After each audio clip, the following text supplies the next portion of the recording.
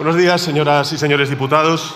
Señora presidenta, me permitirán que mis primeras palabras vayan dirigidas a nuestros conciudadanos en las Islas Canarias para expresarles nuestra solidaridad y también el compromiso de todo el sistema de protección civil ante la borrasca que están sufriendo estas últimas horas.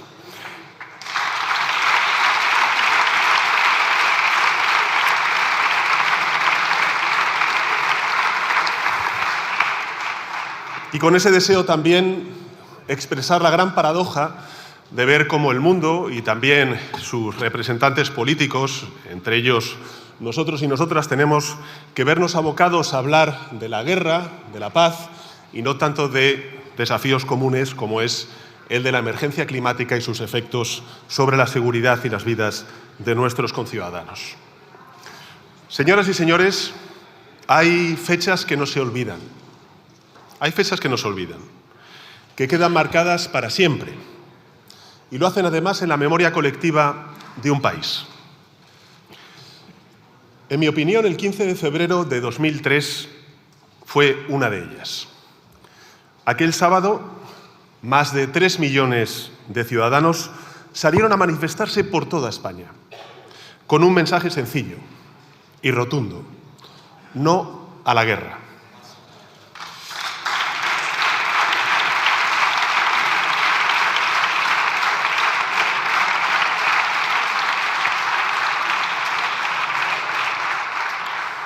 Como muchos otros conciudadanos, yo fui uno de ellos.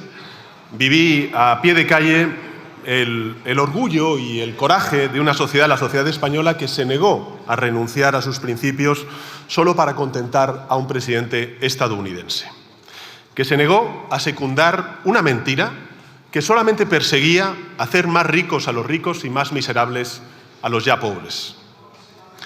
Las encuestas de aquellos días eran muy claras. Eran muy contundentes, señorías. Menos del 6% de los españoles y españolas querían que España se sumara al conflicto. Y el entonces presidente del Gobierno, José María Aznar, era perfectamente consciente de ello. Pero le dio igual. Nos arrastró a esa locura de todos modos porque quería sentirse importante. Porque quería... Señores diputados, silencio. Porque quería sentirse importante, porque quería que el presidente de Estados Unidos entonces, George Bush, le invitara a un puro y pudiera poner los pies sobre la mesa. Una guerra a cambio de ego. La dignidad de todo un país a cambio de esa foto. Lo que vino después lo conocemos bien porque forma parte ya de la historia. El mayor desastre geopolítico del mundo desde la guerra de Vietnam. Señorías del Partido Popular y de Vox, que están ya interactuando, y lo agradezco además, ¿saben cuántas víctimas dejó la guerra de Irak? ¿Lo saben? ¿Saben lo que provocó esa guerra ilegal en Oriente Medio y en el resto del mundo? No lo saben porque no lo quieren saber y porque además es una vergüenza. Pero yo creo que es importante que lo recordemos, porque olvidar es el primer paso para cometer el mismo error.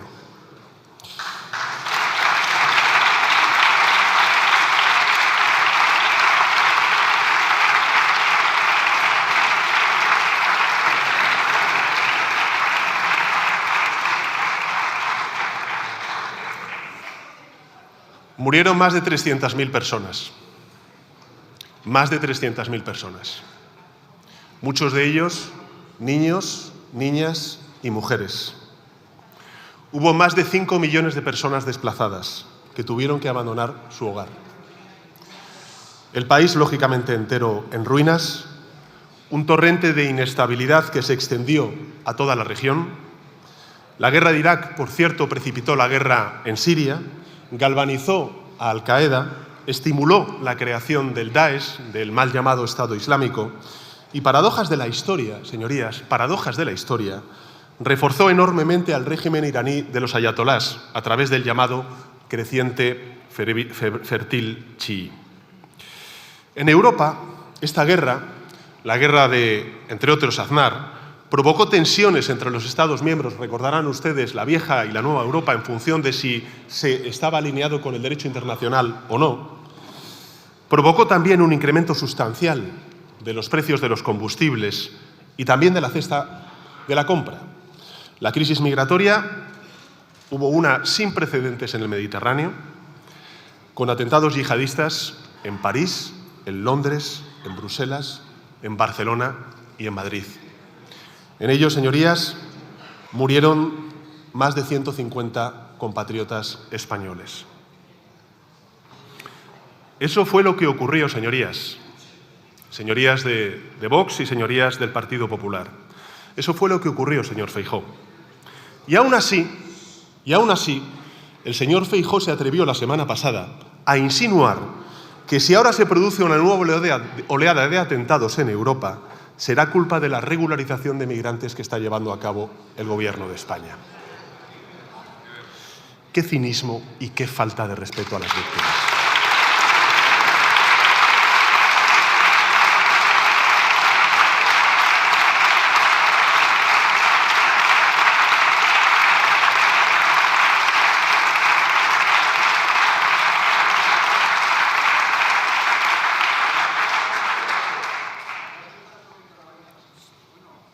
Porque la muerte,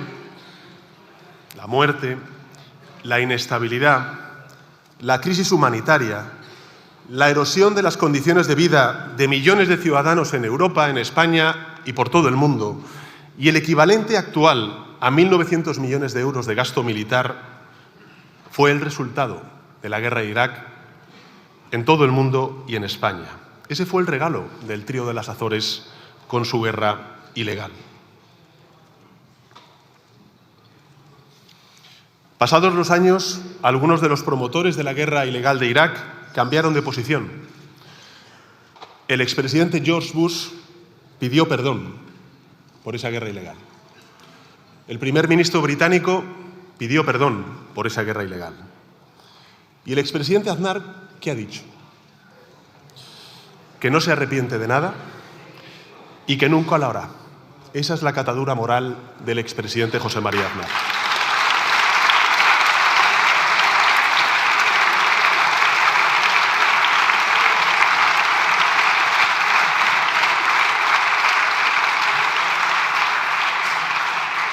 Es importante recordar, no olvidar, para no cometer los errores que se cometieron en el pasado. Y desgraciadamente la historia se repite, pero esta vez no como farsa, sino como tragedia. Porque a Aznar le ha reemplazado el señor Feijóo y el señor Abascal, y a Bush le ha reemplazado Donald Trump. Y en lugar de Irak tenemos a Irán.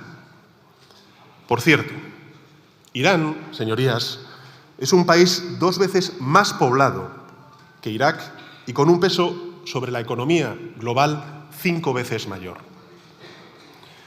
Un país que cuenta con más soldados regulares, señorías, que Alemania, que Francia y que Italia juntos. Esa es la fuerza militar que tiene Irán, con tecnologías muy avanzadas, como estamos viendo, capaces de destruir aviones en pleno vuelo, lanzar misiles balísticos a 4.000 kilómetros de distancia, controlar el estrecho de Hormuz pese a la presencia de flota americana. En definitiva, Irán es una potencia militar. Y lleva, por cierto, 40 años preparándose para una guerra como esta. Lo que quiero decirles con todo ello es que no estamos ante el mismo escenario que en la guerra ilegal de Irak. Estamos en algo mucho peor, con un potencial de impacto mucho más amplio y mucho más profundo. Y conviene recordar, señorías, además, cómo hemos llegado a esta situación. La gente que nos esté siguiendo a través de los medios de comunicación, a través de las redes sociales, debe recordar que el pasado 22 de junio del año pasado, mientras Israel arrasaba Gaza, Estados Unidos bombardeó los complejos militares de Irán, de Fordow, de Isfahán y también de Natanz, porque según ellos, el régimen de los ayatolás estaba, y cito textualmente, muy cerca de enriquecer el suficiente uranio como para construir ojivas nucleares. Y que el mismo día del ataque, el presidente de Estados Unidos aseguró en un discurso televisado que esas infraestructuras habían sido, y cito textualmente, completa y totalmente destruidas. Si bien varios informes técnicos lo que hacían era cuestionar esa información.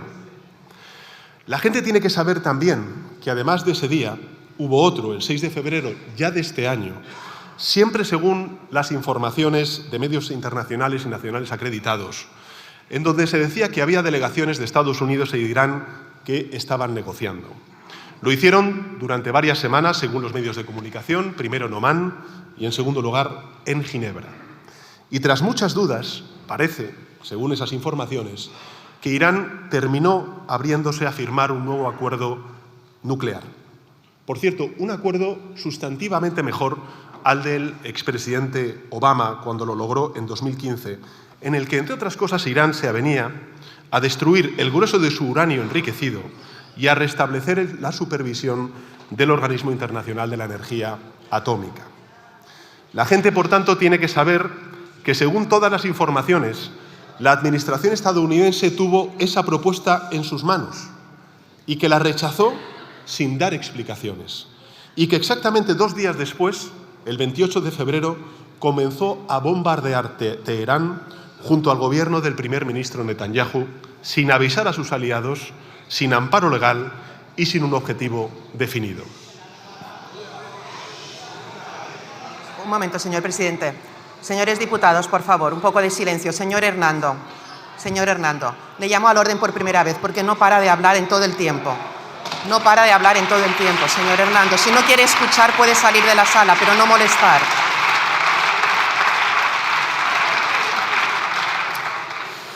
La Casa Blanca afirmó, señorías, que lo hicieron porque Irán estaba a 2 semanas de tomar y de tener el arma nuclear. Pero varios altos cargos de las agencias y de departamentos de seguridad de Estados Unidos han declarado públicamente, y cito, que en este país, y abro comillas, no había un programa estructurado para fabricar armas nucleares y que, por tanto, cito de nuevo, Irán no presentaba una amenaza inminente para Occidente. A pesar de ello, las bombas cayeron, lo siguen haciendo mientras hablamos, señorías, con una intensidad que, según las propias cifras que maneja el Pentágono, duplica la que se desplegó durante la guerra de Irak. Las bombas han alcanzado ya más de 3.000 objetivos estratégicos, entre ellos bases militares, centros de gobierno, puertos, pero también, por desgracia, ha destruido más de 40.000 viviendas, hospitales, aeropuertos, escuelas, infraestructuras energéticas, por ejemplo, la de South Pars, la de Ras Laffan, la de Ninah, en la que se produce nada más y nada menos que el 20% del gas licuado mundial.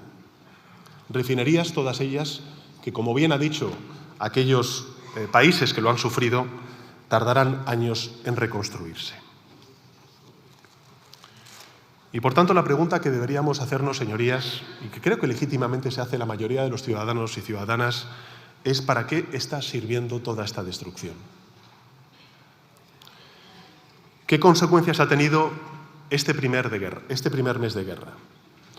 Y yo creo que los datos son muy elocuentes, porque ya ha habido casi 2.000 muertos confirmados y probablemente haya 1.000 o miles sin confirmar, más de 4 millones de personas desplazadas en Irán y en Líbano, un primer ministro israelí, Netanyahu, envalentonado, cuyo objetivo es repetir en el Líbano la misma destrucción y el mismo sufrimiento que el cometido en Gaza, una respuesta del régimen iraní cruel e ilegal a sus países vecinos que, por supuesto, condenamos y rechazamos, porque una ilegalidad no puede responderse con otra ilegalidad, unos 12.000 millones de euros, o de dólares, mejor dicho, de dinero público gastado en operaciones militares, una contracción severa del turismo, del comercio marítimo y del tráfico aéreo mundial, un incremento drástico del precio de los hidrocarburos, de los fertilizantes, del helio, de las materias primas esenciales para el correcto funcionamiento de la economía mundial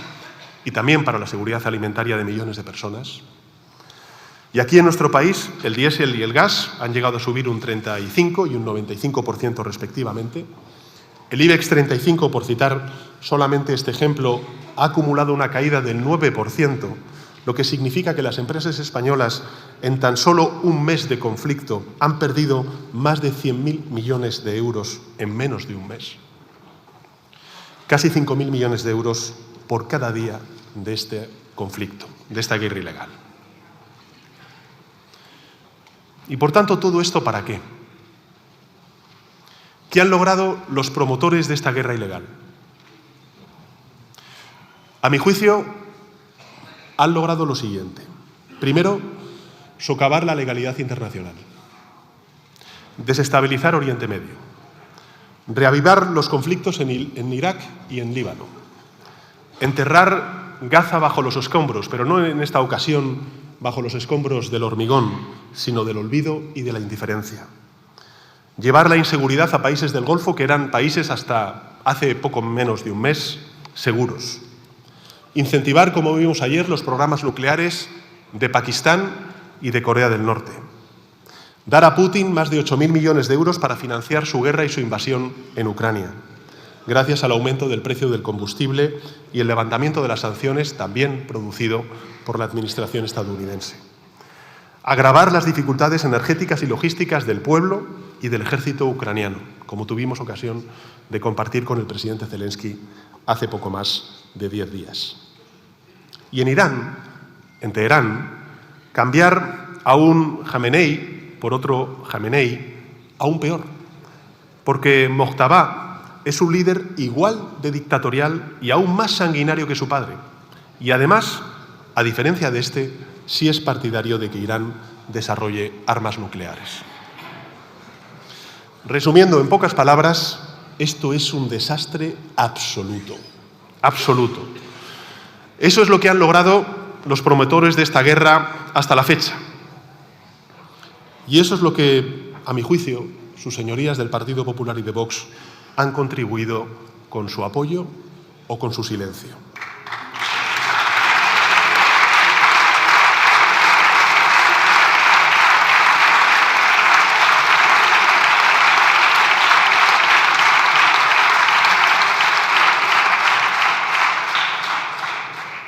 Porque los ciudadanos y ciudadanas deben tener clara una cosa, y es que callar ante una guerra injusta e ilegal no es prudencia ni lealtad, es un acto de cobardía y de complicidad.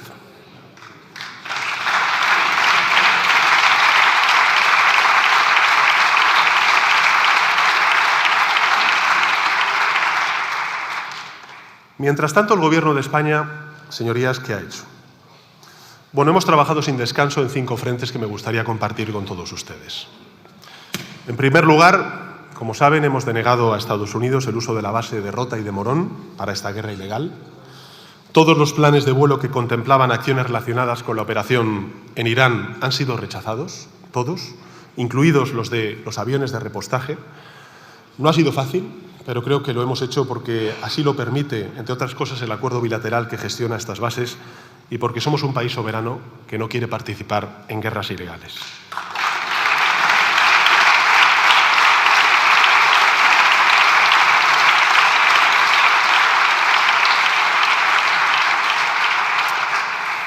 En segundo lugar, hemos procedido a la evacuación más importante de la historia de España. Hemos evacuado a 8.000 españoles y españolas que quedaron atrapados en Irán, en los países del Golfo. Hemos enviado ayuda humanitaria a varios países afectados, como es, por ejemplo, Líbano. Hemos reforzado la defensa del territorio europeo en Chipre con el envío de nuestra fragata más avanzada al Mediterráneo Oriental. En tercer lugar, al igual que hicimos en los inicios de la guerra de Ucrania, el Gobierno ha aprobado un plan de respuesta a la guerra de Oriente Medio, levantando con ello, hasta el momento, el mayor escudo social del conjunto de la Unión Europea. El mayor.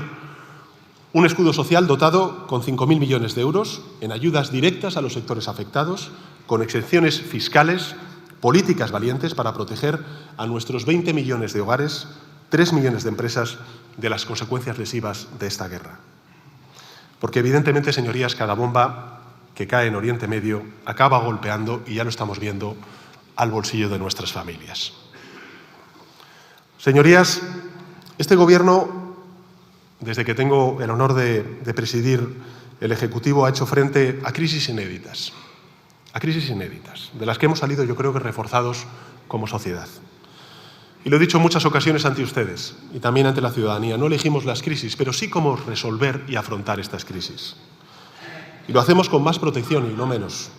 Y los datos, por cierto, económicos avalan el acierto de esta política económica de combinar protección con transformación, particularmente en el sector energético, donde efectivamente apostar por las energías autóctonas nos hace más resilientes a la hora de afrontar estos shocks energéticos que nos vienen de fuera. A la pandemia, señorías, respondimos con ERTEs y con fondos europeos, frente a los recortes, las subidas de impuestos indiscriminadas a la clase media trabajadora y los rescates a la banca que impulsaron las derechas cuando gobernaron durante la crisis financiera. A la guerra de Ucrania respondimos con la solución ibérica, con una movilización sin precedentes de recursos por valor de 25.000 millones de euros que nos permitieron ser uno de los primeros países europeos en recuperar la senda del 2% de inflación, con un crecimiento económico que supera con creces la media europea y triplicando nada más y nada menos que a la primera economía del mundo en 2025, Estados Unidos, en creación de empleo. A la guerra comercial, abierta unilateralmente por Estados Unidos contra Europa y contra el mundo, respondimos con avales y con ayudas por valor de 15.000 millones de euros, abriendo nuevos mercados a nuestras empresas. Por tanto, señorías, repito, no elegimos las crisis, pero sí cómo salir de ellas, protegiendo a la gente, no dejando a nadie atrás. Y esta es la lógica también del plan de respuesta de la guerra de Irán, que espero mañana pueda ser convalidada por sus señorías.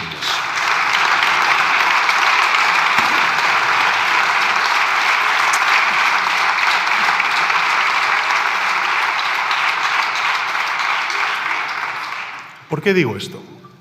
Lo digo porque también es importante que los ciudadanos, antes he hecho referencia a la guerra de Irak, sean conscientes de la importancia de tener gobiernos comprometidos con la gente de a pie.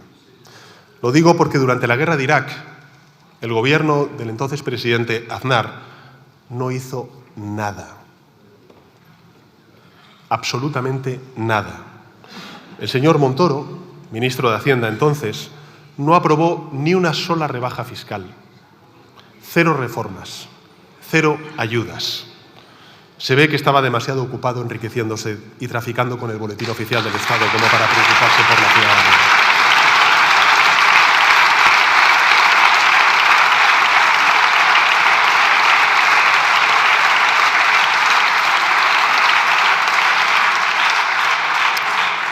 Y aún así, por supuesto, vamos a escuchar hoy una retahíla de propuestas de rebajas fiscales por parte de la oposición.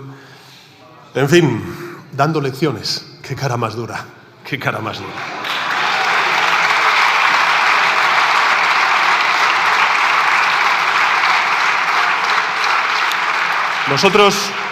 Nosotros sí nos hemos implicado.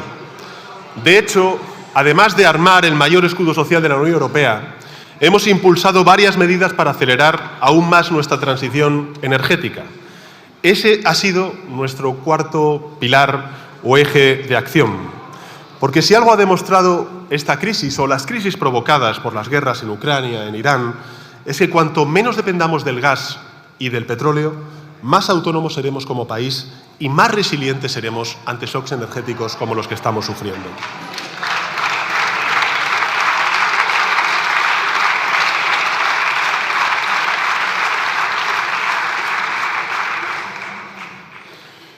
En quinto y último lugar, lo que ha hecho el Gobierno es desplegar una actividad diplomática intensa para detener esta guerra.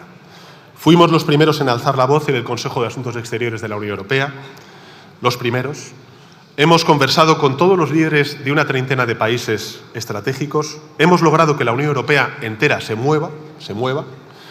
Y lo hemos hecho porque estamos convencidos de que el derecho internacional, el multilateralismo, la diplomacia, son las mejores herramientas que existen para frenar la guerra y propiciar la paz. Señorías, y quiero referirme expresamente a los ciudadanos y ciudadanas que estén viendo esta comparecencia, porque la pregunta es, ¿qué va a pasar a partir de ahora? Pues sinceramente nadie lo sabe. Y esa es la gran desgracia, que solamente lo sabe una persona. Es posible que la presión diplomática y financiera surta efecto y precipite un cese de las hostilidades. Es posible. Pero también es posible que la escalada continúe, que el estrecho de Ormuz siga cerrado, que haya un despliegue de tropas como hemos visto en el día de hoy y enfrentamientos sobre el terreno. La guerra se prolongue un día, meses, años. Puede que este desastre de Irán pase pronto o puede que la pesadilla de Irak se repita, pero en esta ocasión multiplicado por N. Y que el mundo, Europa y por tanto España, suframos las consecuencias económicas, el drama humanitario, la crisis de seguridad, incluso mayor de la que se sufrió en el año 2003 con la guerra de Irak. Evidentemente, lo que le puedo trasladar a la ciudadanía y también traslado a ustedes, señorías, es que el Gobierno de España va a trabajar para que esto no suceda.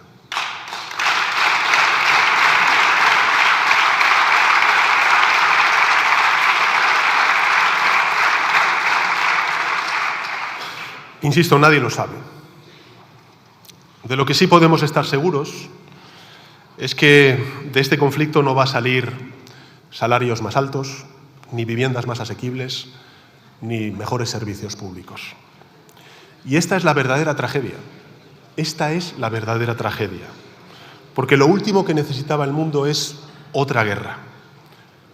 Y en esta ocasión una guerra ilegal, absurda, cruel, que nos aleja de nuestros objetivos económicos, sociales y medioambientales, que nos aleja de las prioridades de la gente y solamente con un propósito, con un objetivo, y es alimentar los intereses de unos pocos, de los de siempre, de los de arriba.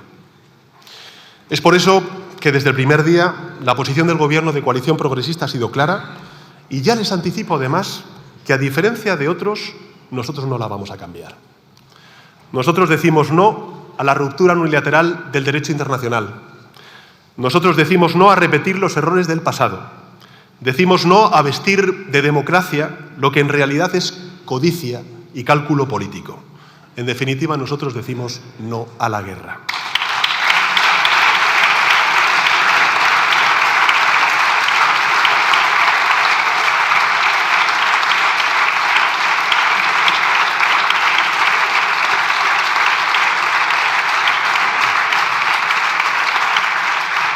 El mismo no a la guerra que corearon junto a nuestros padres y abuelos hace 23 años millones y millones de jóvenes. El mismo no que enunciamos nosotros horas después de que cayeran las primeras bombas sobre Irán y que luego ha ido conduciendo, en fin, esa expansión del conflicto a otras latitudes también de Oriente Medio. Porque, señorías, el orden internacional basado en reglas no es algo que uno pueda invocar o violentar según su conveniencia, porque la coherencia, la consistencia es un pilar fundamental de ese derecho internacional. Más que las sedes de Naciones Unidas o los submarinos de la OTAN, lo más importante es ser coherente y consistente en la defensa del orden internacional y del derecho internacional. Porque lo que no podemos hacer es condenar la invasión de Ucrania, como hace la mayoría de la ciudadanía española y también el Gobierno de España y la mayoría de estos grupos parlamentarios, y aplaudir los ataques de Irán. No podemos exigir que se respete la integridad territorial de Groenlandia y callar cuando esta integridad territorial es atropellada en Gaza o en el Líbano.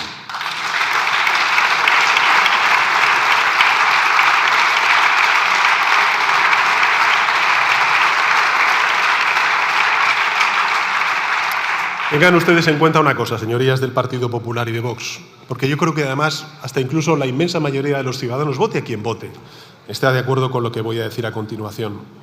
Los dobles estándares no crean un mundo más justo, sino un mundo más inseguro. Patriotismo es oponerse a una guerra ilegal que en nada beneficia a los intereses de los españoles, ni tampoco de los europeos. España hoy, afortunadamente, es una referencia internacional en defensa de la paz y del derecho internacional.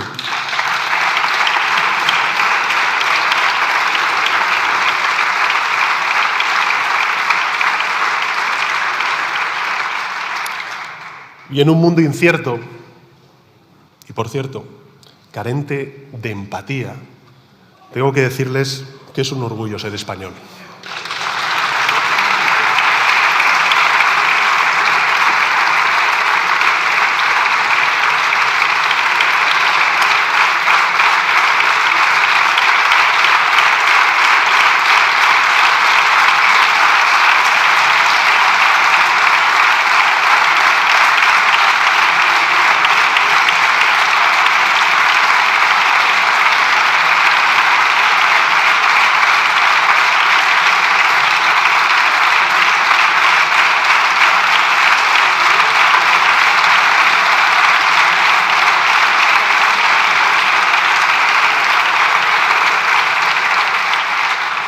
Por tanto, sigamos ese camino iniciado, que creo que es el único posible y el único deseado por la inmensa mayoría de españoles y españolas, el de la ley y la paz, con humildad, pero también con determinación y con convicción.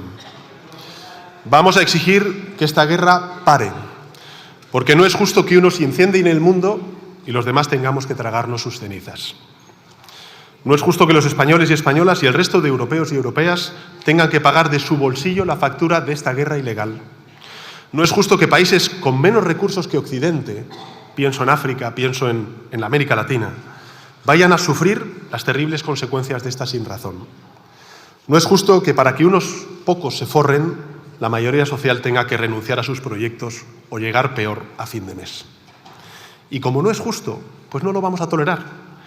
Y a algunos esto les parecerá ingenuo, pero lo ingenuo es pensar que la justicia internacional se defiende tolerando los atropellos. Lo ingenuo es pensar que las grandes potencias van a respetar las reglas si las potencias medianas nos quedamos de brazos cruzados sin hacer absolutamente nada. Señorías, la España que se quedaba callada en el asiento de atrás mientras otras potencias exigían y dirigían el mundo ya no existe. Ahora nosotros tenemos voz y voto, y esto es importante, y vamos a usarlo en beneficio del interés general de España y en beneficio de la humanidad. Porque se ha hablado mucho de esto a lo largo de estos últimos 25 días. ¿Qué significa ser aliado de otro país? ¿Qué significa ser amigo de otro país? A mi juicio, ser aliado o amigo de otro país no significa obediencia, ni tampoco seguidismo ciego. Ser aliado o amigo de otro país significa lealtad a unos principios que compartimos, o supuestamente compartimos. Significa tener el coraje de plantarse cuando el camino es el equivocado.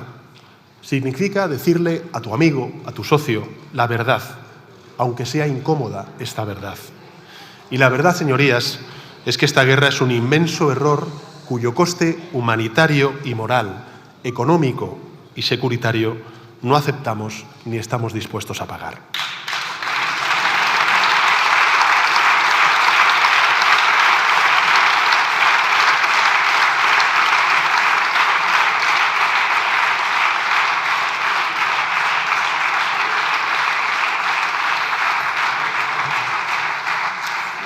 Quiero terminar dirigiéndome a los españoles para decirles que España no va a ser cómplice ni de agresiones ilegales ni de mentiras disfrazadas de libertad. No esta vez, no mientras yo sea presidente del Gobierno. Nada más y muchas gracias.